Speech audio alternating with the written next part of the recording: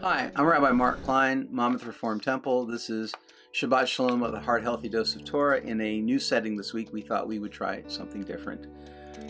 Because I'm talking about redundancy today, and I thought we should do something out of the norm. Why redundancy? Well, I'm thinking about the Torah portion where Moses gets the instruction from God saying, "Speak to the priests and tell them."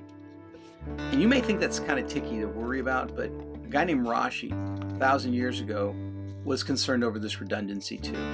And we look at the idea of having to say something over and over again and know that it has a place. As a parent, we have to tell our children over and over again how to do things or to do things so that they become acculturated to setting appropriate priorities.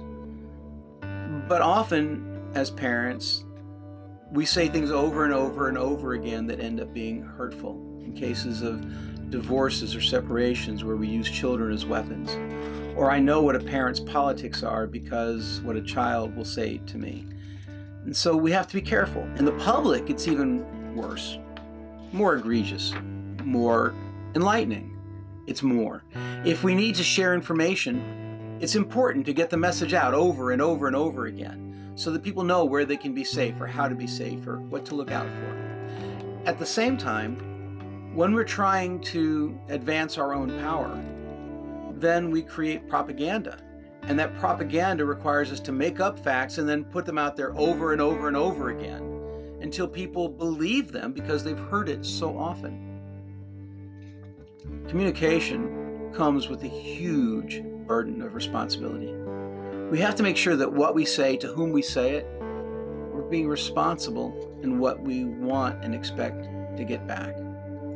We have to make sure that we're not in it for us, that we don't use our positions or our authority to create power bases that will then cause opposition to other people.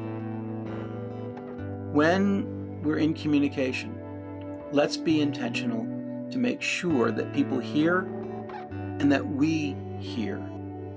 Not that we win, not that we cajole or arm twist, but that from heart to heart we talk about the important stuff. And where it's important to share over and over again, we do so. Where we're doing it for our own power, we can't. And so God says to Moses, "Speak to the priests and tell them."